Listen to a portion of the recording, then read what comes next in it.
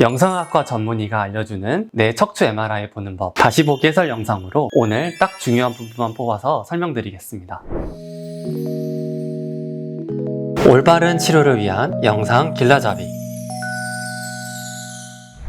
안녕하세요, 닥터네비입니다. 여러분, 허리 통증이 생겨서 척추병원에 가본 적 있으시죠? MRI를 찍고 진료실에 들어가면 큰 화면에 대사진을 띄워놓고 의사 선생님이 여기 보세요, 이 부분이 안 좋습니다 하고 친절하게 설명해 주세요. 그리고 집에 와서 가족들이 어디가 어떻게 안 좋대 하고 물어봤어요. 그런데 이럴 수가, 분명 설명을 열심히 들었는데 1도 기억이 안 나요. 이런 경험 다들 있으시죠? 그래서 준비했습니다. 영상학과 전문의가 알려주는 내 척추 MRI 보는 법 다시 보기 해설 영상으로 오늘 딱 중요한 부분만 뽑아서 설명드리겠습니다. 채널 고정 끝까지 함께 해주세요. 자, 이 사진은 허리 MRI 사진입니다. 척추를 옆에서 세로 단면으로 본 사진이에요. 보시는 화면과 같이 위쪽이 머리, 아래쪽이 다리에 가까운 방향이고요. 허리뼈는 보통 5개로 이루어져 있어서 1번부터 5번까지 숫자를 매겨서 위치를 표시해요. L은 룸바, 즉 허리뼈라고 부르는 요추를 의미하는 약자이고요. T는 등뼈라고도 부르는 흉추, S는 꼬리뼈라고 부르는 천추입니다. 여기 노란 테두리로 보이는 네모난 구조물들 보이시나요? 이렇게 표시한 부분이 척추체, 바로 허리뼈의 몸통 부분입니다. 그리고 척추체와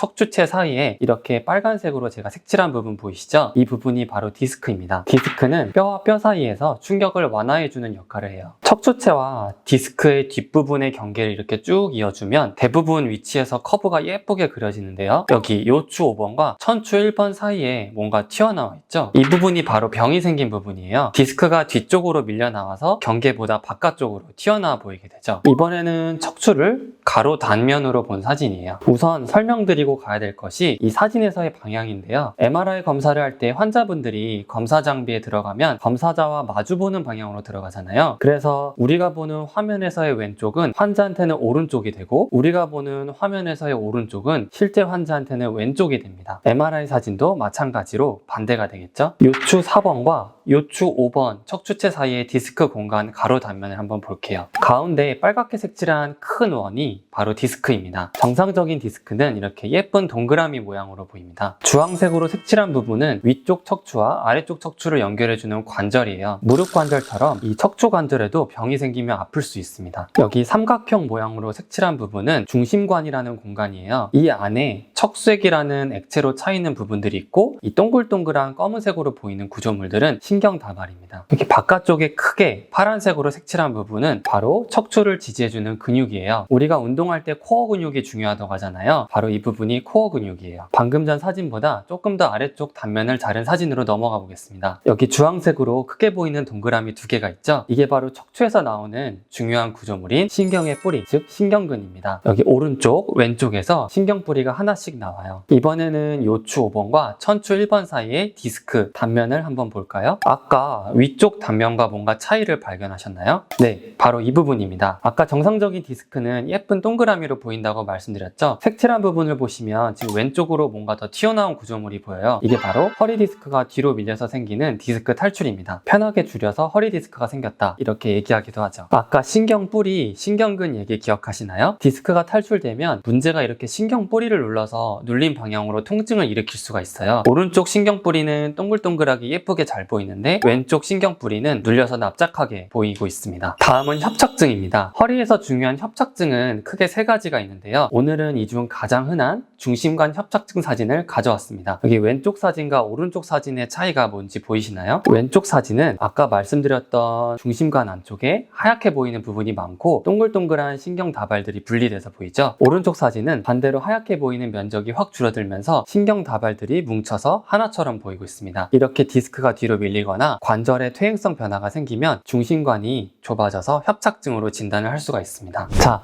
지금까지 설명드린 내용이 가장 흔한 디스크와 협착증에 관한 내용인데요. 오늘 영상과 설명을 잘 숙지해 놓으시면 나중에 진료 시간에 들은 내용도 잘 이해하실 수 있고 내 병이 얼마나 심각하신지 파악하는 데 도움이 되실 거예요. 여기서 잠깐 한 가지 당부드리고 싶은 것이 있는데요. 오늘 설명드린 내용은 허리 허리 MRI를 보는 법 중에서 아주 극히 일부, 제일 중요하고 기본적인 내용만 뽑아서 설명드린 거예요. 사실 허리 MRI를 촬영하면 디스크 협착증 외에도 척추에 혹시 숨어 있을지도 모르는 중증 질환이라던가 촬영범위 함께 포함된 대동맥이나 신장, 자궁과 같은 다른 장기들에 숨어 있는 병도 분석이 함께 필요하거든요. 그렇기 때문에 진료실에서 혹시 의사 선생님들이 반복해서 특별히 강조해서 설명드리는 내용이 있다면 꼭 챙겨가시는 게 좋겠습니다. 그리고 또 혹시 진료 시간에 설명 들으신 내용이 잊어버릴까 걱정되신다면 병원에 요청하셔서 영상학과 전문의가 직접 판독한 판독문을 받아가시는 것도 좋은 방법입니다. 오늘도 시청해주셔서 감사합니다. 올바른 치료를 위한 영상 길라잡이.